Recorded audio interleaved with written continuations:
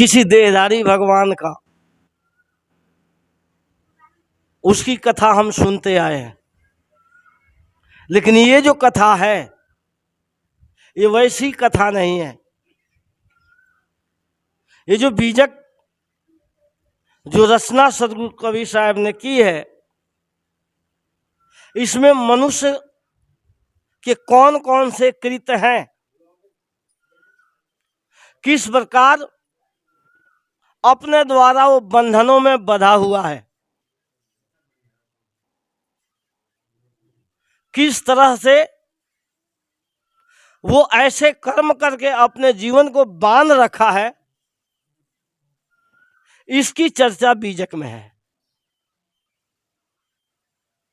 मनुष्य अपने कर्मों के द्वारा कर्म अध्यास बनाकर, बंधन बनाकर दुखी हो रहा है, अशांत हो रहा है और जन्म जन्मांतर में पड़ा हुआ है।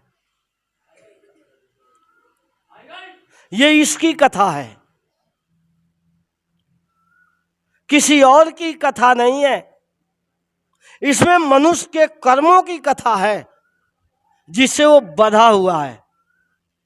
और ऐसे भी कर्मों का सदगुरु कबीर साहब ने दर्शाया है जिससे वह ऐसे कर्म करके अपना अंतःकरण निर्मल कर सकता है। भक्ति करके, ज्ञान प्राप्त करके, वैराग्य आदि के सद्गुणों के द्वारा अपने जीवन को श्रेष्ठ बना सकता है, अपने जीवन को उज्जवल बना सकता है, अपने जीवन को निर्मल बना सकता है और जीते जी जीवन मुक्ति का अनुभव कर सकता है। ये ऐसी कथा है। वहां किसी काल्पनिक शक्ति की कथा है जो मनुष्य को बंधन में बांधता है। आप उसकी भक्ति करते रहिए, उसकी दया होगी, उसकी कृपा होगी, तब कहीं आपका कल्याण होगा। लेकिन यहां ऐसी नहीं है। यहां ये ऐसी कथा है जो आप जिस कर्म को सुंदर रूप से करोगे, सद्गुणों को धारण करके सद्गुणमय जीवन बनाकर यदि आप जियोगे तो आज सुखी हो सकते हो, इसी जीवन में सुखी और शांत हो सकते हो। ये ऐसी कथा है। उस कथा में क्या है, मरने के बाद आपको स्वर्ग मिलेगा, मिलेगा कि नहीं मिलेगा, ऐसा लोभ दिया गया है। लेकिन इसमें लोभ नहीं दिया गया। सदगुरु कबीर साहब ने कहा कि आप अभी सुख को प्राप्त कर सकते हो, शांत हो सकते हो।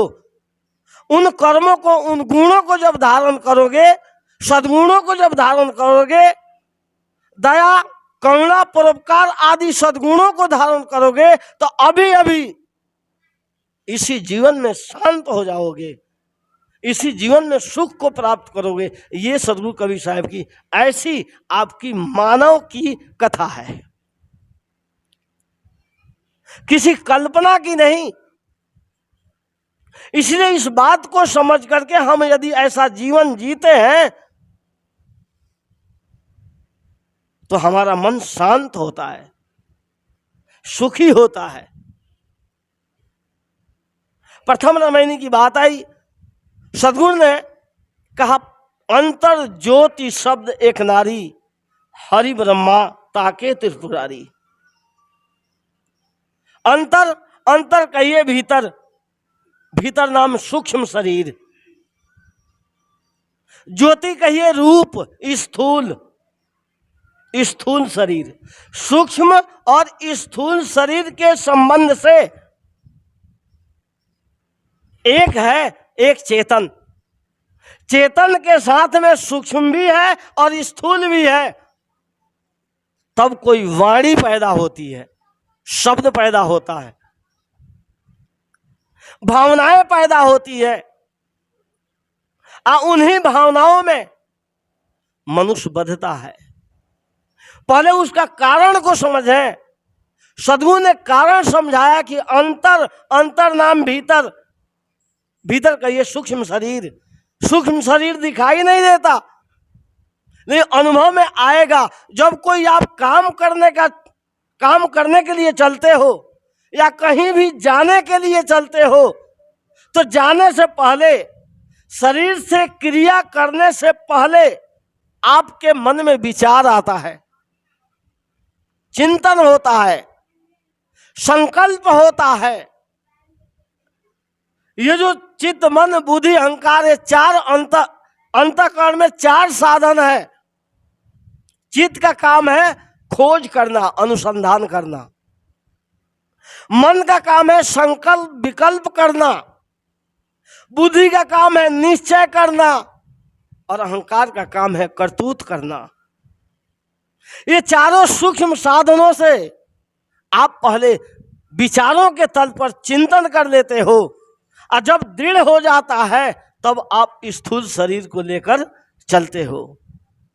ये घटना आपके जीवन में घटती है, रोज घटती है। सिर्फ इसको देखना है, इसको समझना है, इसको जानना है। आपके अंदर बातें पैदा होती है, आपके अंदर विचार पैदा होते हैं, आपके अंदर संस्कार पैदा होते हैं, तब जाकर के इस स्थूल से आप जुड़ते हो, तब कहीं आप चल देते हो। ये कोई दूसरा नहीं पैदा करता, आप खुद पैदा करते हो। जैसी आपके अंदर जिस कर्मों की, जिस विषय के प्रति अध्यास है, जिस कर्मों का अध्यास है, उसके संस्कार आपके चित्त में उत्पन्न होता है। इसलिए गुरु ने कहा अंतर नाम भीतर, ज्योति रूप स्थूल। हम स्थूल को देखते हैं, जब तक आपके अंदर में चिंतन नहीं होगा तब तक आप स्थूल को नहीं देख पाओगे। अंदर में वो सूक्ष्म में चिंतन होता है। वो क्यों चिंतन होता है? ये ऐसे विचार क्यों आए, ऐसे भाव क्यों उत्पन्न हुए? क्योंकि उन्हीं विषयों का बार बार हमने चिंतन किया है, बार बार हम उन्हीं विषयों का देखा है। ये पांचों विषयों का आपके चित्त में संस्कार बना हुआ है, इसलिए इन पांचों विषयों का चिंतन होता है। अब फिर स्थूल शरीर से जब हम जुड़ते हैं तो उन्हीं पांचों विषयों का हम कृत में स्थूल कर्म करते हैं, अब फिर उसका संस्कार पुष्ट हो जाता है। इसलिए गुरु ने कहा सूक्ष्म और स्थूल दोनों ही शरीर के संबंध में चेतन है। चेतन और सूक्ष्म और स्थूल के शरीर में फिर वो क्या करता है? वाणी का चिंतन करता है। अंतर ज्योति शब्द, शब्द कहिए वाणी, चाहे कल्पना की वाणी हो चाहे विषय की वाणी हो, इसका चिंतन और इसका साक्षात्कार दोनों शरीरों के संबंध से ये होता है। अंतर ज्योति शब्द एक नारी, नारी कहिए भावना, वो भाव है अंतर में। इसलिए मनुष्य में दो शक्ति श्रेष्ठ है, वाणी की शक्ति और भावना की शक्ति। वाणी की शक्ति से मनुष्य नाना प्रकार की कल्पनाएं करता है। पशु पक्षी आदि देहधारी हैं, इनके अंदर कोई कल्पना नहीं है, ना भूत की, ना प्रेत की, ना देवी की, ना देवता की, ना ईश्वर ब्रह्म परमात्मा की, किसी की कल्पना कोई मनुष्य के अलावा अन्य कोई खाने के जीव नहीं करते। लेकिन मनुष्य उसी शक्ति के कारण, भावना शक्ति के कारण ही देवी देवता भूत प्रेत जादू टोना तंत्र मंत्र सगुन अपशगुन ग्रह नक्षत्र इन सारे की कल्पना करके और डरता भी है, क्योंकि वो शक्ति आपके पास है। अगर इस शक्ति का हम सदुपयोग करें तो उससे लाभ होगा, अच्छी भावना बनेगी, पवित्र भावना बनेगी, सेवा की भावना बनेगी, दान और परोपकार की भावना बनेगी, करुणा और प्रेम की भावना बनेगी। इसका सदुपयोग किया जाता है तब ये भावनाएं उत्पन्न होती है। अगर इसका दुरुपयोग करते हैं तो भय की भावना बनती है। और ये भय के कारण ही शब्द के द्वारा शब्द जाल पैदा किया, ये मनुष्य ने ही पैदा किया है। सर्वप्रथम इसका छेदन करने वाले, इसको तार तार करने वाले, इसका निर्णय करने वाले इस जगत में सबसे सर्वप्रथम संत शिरोमणि सदगुरु कबीर साहब ने इसका निर्णय किया कि ये सारी भावनाएं आपके द्वारा उत्पन्न होती है और उन्हीं भावनाओं के पीछे आप दुखी रहते हो, उन्हीं भावनाओं के पीछे आप अशांत रहते हो। यदि उन भावनाओं को श्रेष्ठ बना करके ऊपर उठाओगे तो आपका जीवन एक आदर्श बन जाएगा, सुंदर बन जाएगा, निर्मल बन जाएगा, पवित्र बन जाएगा। लेकिन ऐसा जब हम नहीं करते तो ये एक जन्म का नहीं है, ये जन्म जन्मांतर की घटना है। प्रत्येक देहधारियों के अंदर ये जन्म जन्मांतर की घटना है, भय का, अज्ञान का, अशांति का, विषय प्रपंच का। इसलिए चारों खानी के जीव इसमें बंधे हुए हैं। सदगुरु कबीर साहब इसी का निराकरण करते हैं कि यदि मनुष्य इस बात को समझ जाए तो ये चारों खानियों के लिए, अगर एक भी मनुष्य इस जाल को समझ लेता है तो उसके लिए चारों खानी निषेध हो जाएगा। अगर इस जाल को समझ लेता है एक भी मनुष्य, अगर इस बंधन को समझ लेता है तो उसके लिए चारों खानियां निषेध हो जाएगी। क्यों? क्योंकि चारों खानी एक ही काम करते हैं, भोजन, छाजन, मैथुन, भय, नींद और मोह। ये चारों खानियों का एक ही कर्म है, तो परिणाम अलग अलग नहीं आएगा, एक ही परिणाम होगा, जन्म और मरण। क्योंकि उन विषयों की आसक्ति बनती है, उन विषयों का अध्यास बनता है जिसके कारण जन्म होता है। और उन्हीं विषयों को पूर्ति करने के लिए मनुष्य से लेकर पशु पक्षी कृमि कीट सभी उन विषयों को प्राप्त करने के लिए, सुख के लिए लगे हुए हैं। गुरु इसी को तोड़ते हैं। यदि इसका बोध हो जाए, इसका ज्ञान हो जाए, इसकी जानकारी हो जाए, इसकी पहचान हो जाए तो ये बंधन टूट सकता है, ये बंधनों से मुक्त हो सकता है। लेकिन हमारे अंदर इसकी बात हम जानते भी नहीं, समझते भी नहीं, इसलिए इसका थोड़ा अभाव होता है। बीजक इसलिए समझ में नहीं आता क्योंकि इसके जो धारा हम चल रहे हैं, जन्म जन्मांतरों से जिसकी वासना हमारे अंदर पड़ी है, उससे अलग अभी तक कोई बताया ही नहीं, उससे अलग अभी तक कोई चर्चा किया ही नहीं। वो तो सदगुरु श्री कबीर साहब ने इसकी चर्चा किया है कि ये सारा बंधन बनाया आपका है। अभी तक हमने क्या सुन रखा है कि हमको बंधन में डालने वाला कोई ईश्वर है, कोई परमात्मा है, कोई ऐसी अलौकिक शक्ति है जो हमें जन्म और मरण में डालती है। हम उसकी उपासना करें, हम उसकी आराधना करें, हम उसकी पूजा करें।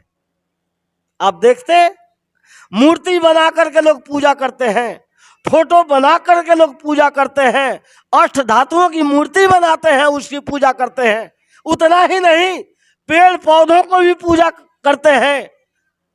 ऐसा क्यों करते? क्योंकि ऐसा हमें दिखाया गया, ऐसा बताया गया, ऐसा समझाया गया। उसी समझ के अनुसार हम चलते हैं, उसी समझ के अनुसार हम आगे बढ़ते हैं और फिर वो बंधन हमारा बढ़ता चला जाता है। सदगुरु ये निर्णय दे करके समझाते हैं कि अब की बार जो आप समझ जाएंगे, या कोई भी जीव अगर मनुष्य शरीर में आता है तो बीजक के द्वारा यदि वो समझ जाता है अपनी कथा, कथा नाम व्यथा, व्यथा नाम दुख, जो अपने दुख के कारण को समझ जाता है तो जन्म जन्मांतर के लिए वो इसी जीवन में मुक्त हो सकता है। इसी के लिए इस कथा, ये कथा नहीं आपकी व्यथा है, ये मनुष्य का दुख है, ये उसी को दर्शाते हैं, उसी का वर्णन सदगुरु बीजक में किया है। तो पहली पंक्ति, अंतर ज्योति शब्द एक नारी, हरि ब्रह्मा ताके त्रिपुरारी। ताके देखने लगे, ताकना, देखना, इधर उधर देखना कि ये जगत कैसे बना, इस जगत का कैसे निर्माण हुआ, इस जगत को कोई रचने वाला है, इस संसार को कोई चलाने वाला है। बंधुओं, इस जगत को कोई रचने वाला नहीं। क्योंकि ये प्रश्न खड़ा हो सकता है, क्योंकि जैसे मकान बना है तो इस मकान को बनाने वाला कोई है, वो दिखाई दे रहा। यहां देख करके हम कहते हैं जरूर कि मकान बनाते हुए देखते हैं, और इसीलिए हम शंका खड़ा करते हैं कि जैसे मकान बना, जैसे माइक बनी, जैसे कूलर बना, जैसे कोई भी मशीन बनती है तो कोई ना कोई बनाने वाला है, ठीक इसी प्रकार इस जगत को भी कोई बनाने वाला है। इससे सिद्धांत निर्माण होता है कि इस जगत को बनाने वाला है। तो जब जगत को बनाने वाला है, उस शक्ति की हम भक्ति करें, उस शक्ति की हम उपासना करें, उस शक्ति की हम आराधना करें, उसका ध्यान करें, तो ये बंधन छूटेगा। ऐसा हमने सुन रखा है, ऐसा हमें दृढ़ाया गया है, ऐसा हमें बताया गया है। इसलिए हरिहर ब्रह्मा ताके त्रिपुरारी। हरि कहिए हरि विष्णु को, हर कहिए शिव को, ब्रह्मा को जानते ही हैं। ये तीनों त्रिदेव जिसके नाम से पुराण है, ये इसको ऐसे भी कर सकते हैं, रज सत तम, रजोगुण, तमोगुण और सतोगुण। रजोगुण व्यक्ति, सतोगुण व्यक्ति, तमोगुण व्यक्ति, तीनों गुणों में व्यक्तियों का संस्कार होता है। ये तीनों गुणों के व्यक्ति वो ताकते हैं, इधर उधर देखते हैं, कहीं ईश्वर मिल जाए, कहीं परमात्मा मिल जाए, जिससे हमारा बंधन छूट जाए, जिससे हमारा दुख छूट जाए, जिससे हमारा कष्ट कलेश छूट जाए, ये जन्म जन्मांतर का जो चक्र चला हुआ है ये मिट जाए। ये सब देखते हैं, लेकिन मिलता कहाँ है। लेकिन इसका यदि आप देखोगे, विवेक करोगे, निर्णय से यदि आप समझोगे, तो इस जगत का कोई कर्ता नहीं है। क्यों? क्योंकि जितना भी उदाहरण दिया जाता है सब कार्य का दिया जाता है, कारण का नहीं। कार्य है, यहां कार्य ही हम देखते हैं। जैसे ईंट बनेगी तो ईंट को बनाने वाला चाहिए, और ईंट बनने के लिए मटेरियल चाहिए, तब तो मकान बनेगा ना। अगर ये ईंट का मटेरियल आग पानी हवा आदि ये पदार्थ नहीं थे तो कहां से आ सकते हैं। यहां जितना भी उदाहरण दिया है यहीं से बनाया है, और यहीं बना करके मकान खड़ा करता है, यहीं बना करके कोई भी मशीन बनती है तो यहीं से मटेरियल लिया जाता है, और बनाने वाला मनुष्य है।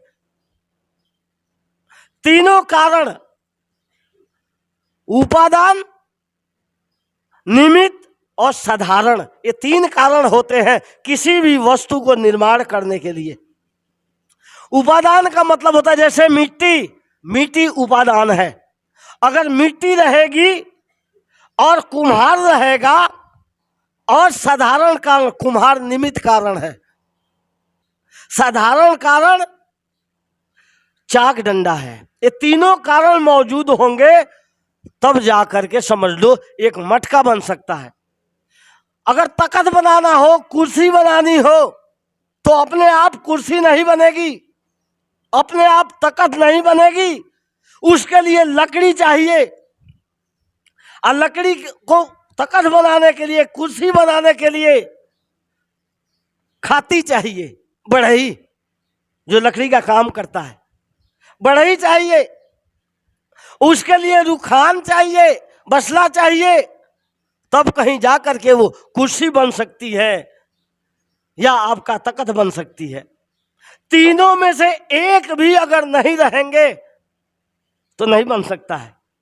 अगर मान लो लकड़ी है और बढ़ई है, लेकिन आरी और रुखानी नहीं है, रंदा नहीं है, बसला नहीं है, तो समझ लेना कुर्सी या तख्त नहीं बनेगा।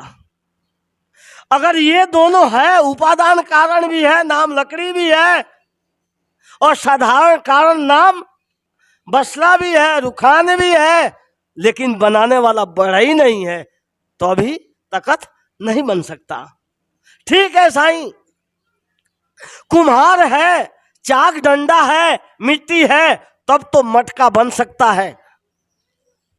अगर मिट्टी है, चाक डंडा है, लेकिन कुम्हार नहीं है, तो मटका बनेगा? मटका नहीं बन सकता। इसलिए तीनों कारणों का होना आवश्यक है। इसलिए सदगुरु कबीर साहब कहते हैं कि ये जगत अनादि है, जगत सदा का है। हाँ, जगत में परिवर्तन है, बदलाहट है, चेंजिंग है, इसको समझना है। ये बात यहां हट जाती है कि कोई ईश्वर है, कोई परमात्मा है, कोई देवी देवता है जो जगत का निर्माण करता है। ऐसा नहीं, ये जगत अनादि है, सदा का है, ऐसे चलता आया है और चलता रहेगा। इसमें कभी भी क्षोभ उत्पन्न नहीं होगा, आबाद गति से ये ऐसा ही चलता रहेगा। हाँ, परिवर्तन हो सकता है। जब परिवर्तन को हम देखेंगे, आदमी घबराता कहाँ है? कितने लोग तो कहते हैं कि परमात्मा बारिश करता है, परमात्मा ठंडी करता है, परमात्मा गर्मी करता है। जब आप इन जगत के कारणों को समझोगे तो ये बातें धीरे से आपके जेहन से हट जाएगी। सबसे बड़ा महान व्यक्ति उसी को कहा जाता है जिसमें किसी प्रकार की अलौकिक चिंतन न हो, किसी प्रकार की जो अलौकिक कल्पना न हो। वो कभी भी किसी को छलेगा नहीं, कभी भी किसी को धोखा नहीं देता, कभी भी किसी को ऊंच नीच की भावना से नहीं देखता। उसको महान माना गया है। और आदमी को छलने के लिए किसी एक ऐसी शक्ति की कल्पना करता है और उसी के नीचे, उसी के पीछे मनुष्यों को छलता है। कौन छलता है? मनुष्य को छलता है। देवी देवता खड़ा करके, भूत प्रेत खड़ा करके, आखिर कौन खड़ा होता है?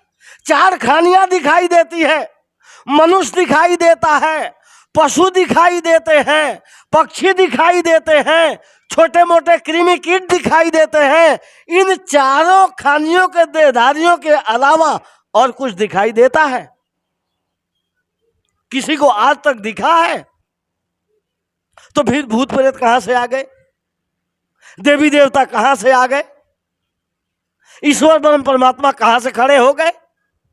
कैसी कैसी कल्पना करता है। हाँ, एक थोड़ी सी शुद्धता आई, जिसके जीवन में सदाचार है, जिसके जीवन में करुणा है, जिसके जीवन में दया है, जिसके जीवन में किसी को दुख देने की भावना नहीं है, सुख पहुंचाने की भावना है, उसी को सद्गुणी कहा जाता है। अब वही देवता है।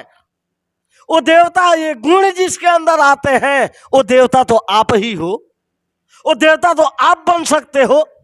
यदि आपके हृदय में ये संवेदना है कि किसी देहधारी को दुख नहीं देना, किसी देहधारी को कष्ट नहीं देना, किसी देहधारी को तड़पाना नहीं, अगर ऐसी आपके अंदर भावना है तो देवता तो आप ही हो, आप ही देवता हो। माताएं, अगर ये माता घट में कोई है, यदि उसके अंदर ये भावना है तो देवी है। देवी और देवता मनुष्यों में है, ये सदगुरु कबीर साहब का कथन है।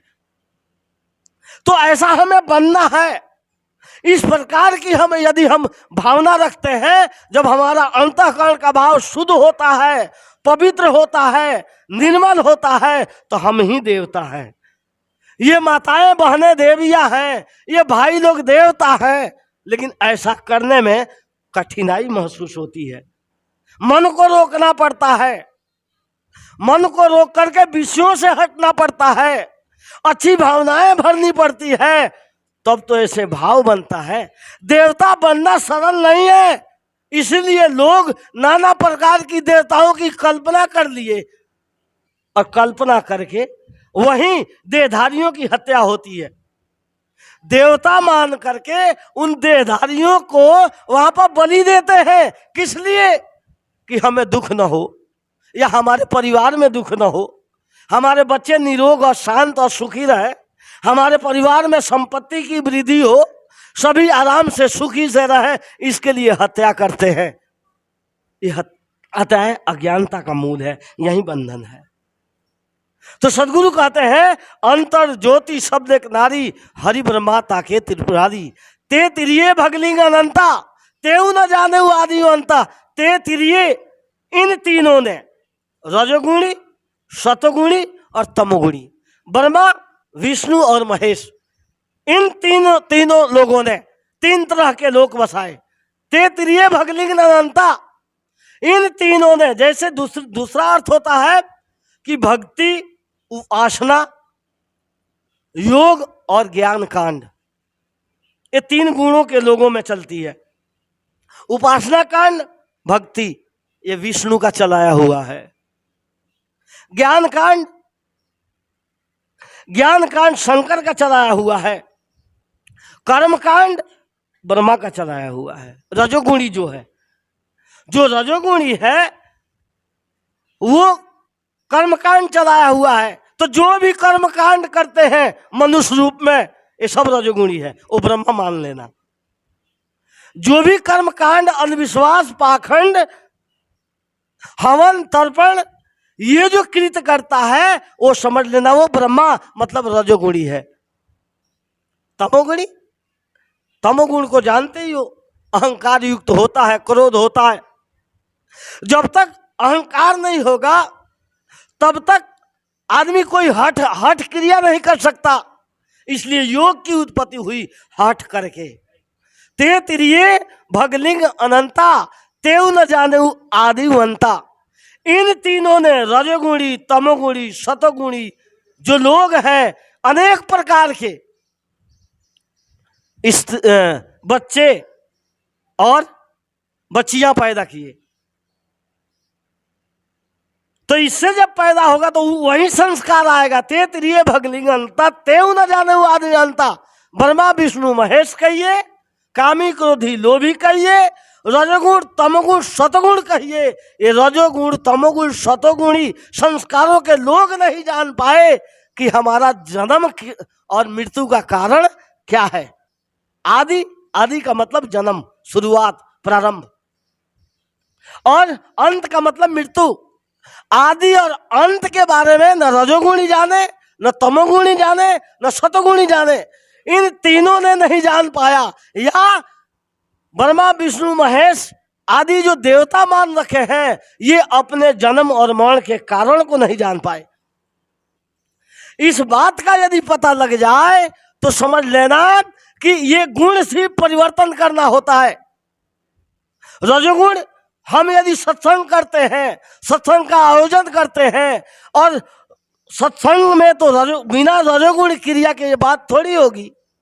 जैसे मंच बनाया गया, संतों का आमंत्रण किया गया, बुलाया गया, और आप आए और बैठ करके सत्संग का आनंद ले रहे हैं, ये रजोगुण क्रिया है। ये रजोगुण क्रिया है। यदि इसको अगर अशुद्ध रूप में लेके चलते तो कहीं शराब के ठेके में जाते, कहीं हिंसा करते, कहीं मांस खाते, कहीं सिनेमा देखते, कहीं नाच देखते। आखिर गुण तो आया काम में, लेकिन एक बंधन बनाया और एक बंधनों को काटने का उपाय किया। अंतर इतना ही है। तो उसमें क्या होगा, उसमें जन्म मरण कभी छूटेगा नहीं। लेकिन ऐसे आयोजन में, ऐसे सत्संग में, ऐसी कथा में यदि हम ऐसा अपने गुण को प्रयोग करते हैं तो बंधन मालूम होगा, हमारी अज्ञानता का बोध होगा, और हम उस अज्ञानता से हटने का प्रयास करेंगे। वहां भी तो रजोगुण काम आता है। जो शरीर से, मन से, वाणी के द्वारा क्रिया होती है, इनमें तीनों गुण मौजूद होता है। लेकिन विशेषता जिसकी होती है उसी को गिना जाता है। वो बदल भी सकता है। रजोगुण क्रिया बदल सकती है, तमोगुण क्रिया बदल सकती है, सतोगुण भी बदल सकता है। रजोगुण क्रिया के द्वारा हम अच्छे अच्छे आयोजन करके अपने जीवन को सतोगुण में ले जा सकते हैं।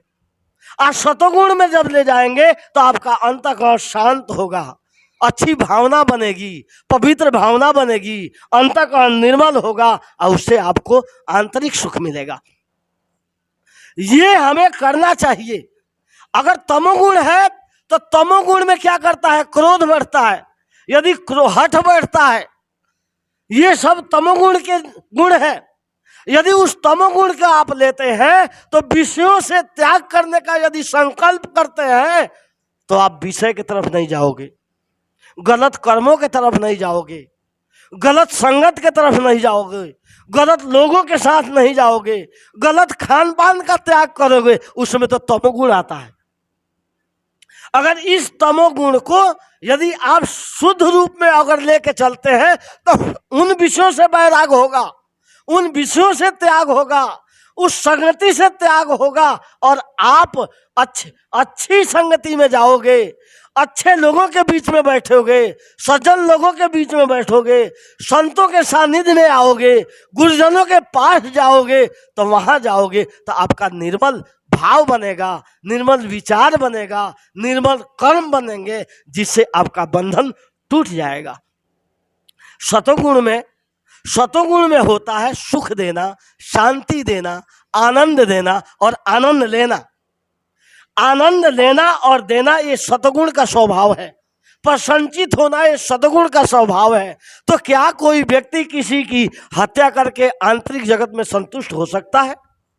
या किसी को छल के संतुष्ट हो सकता है? या किसी को दुख दे के संतुष्ट हो सकता है? नहीं। उसको सुख दे करके, उसको मदद करके, उसको सहायता करके उसको सुख दे सकता है, उसका नाम सद्गुण है। यदि ये तीनों गुण अगर हम बदलेंगे तो उसका एक ही आधार है, हम सच्ची कथा सुनेंगे, संतों के सानिध्य में आएंगे, संतों के आधार से अपने बंधन को परखेंगे, तो बंधनों से हम छूटेंगे।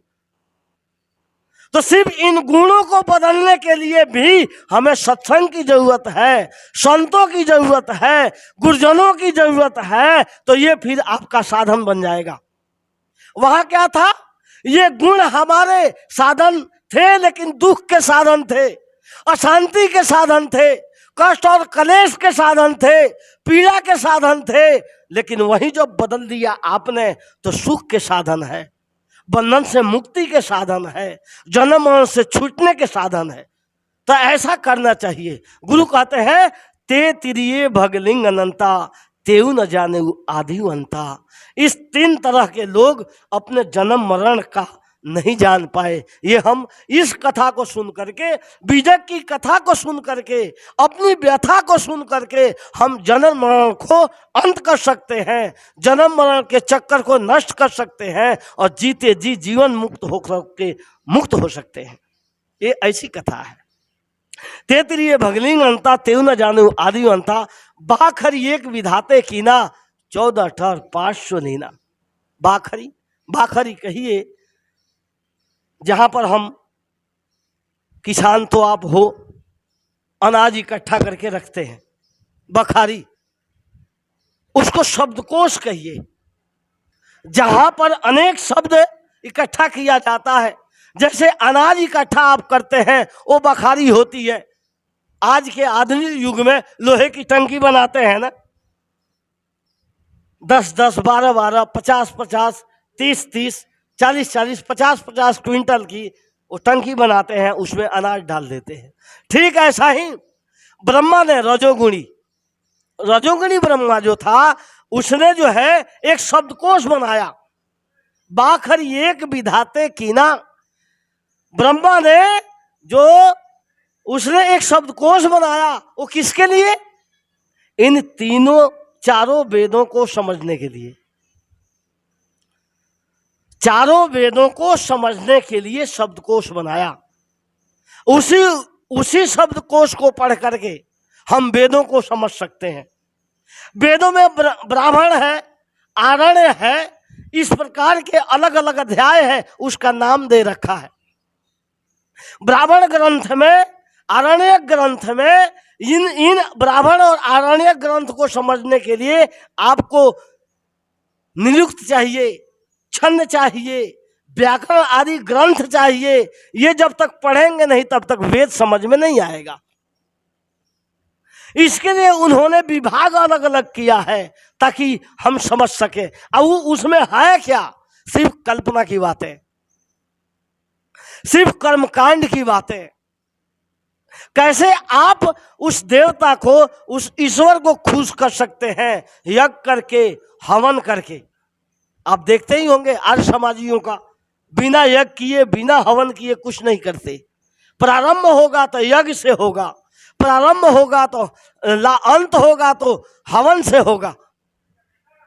ये ऐसी जो कल्पना करी, ऐसी जो व्यवस्था करी, ये रजोगुण लोगों ने किया। और 14,500 लीना, 14 प्रकार के स्थान, उसका आधार लेकर के 14 विद्याओं का आधार लेकर के और उस वेद आदि ग्रंथों को समझने के लिए वो युक्ति बनाई।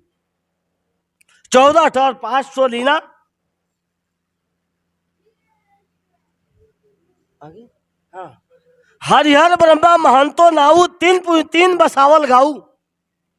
हरिहर ब्रह्मा और महंतो, हरिहर ब्रह्मा महंतो नाऊ, इनका नाम श्रेष्ठ हुआ। हरिहर ब्रह्मा ये श्रेष्ठ लोग हुए। जब इतनी व्याख्या की, इतना विस्तार दिया, तो आम साधारण आदमी का काम थोड़ी है। वो जिसकी बुद्धि विस्तृत है, जिसकी बुद्धि विशाल है, इसलिए उसके साथ महंत जोड़ दिया। ये लोग श्रेष्ठ हुए।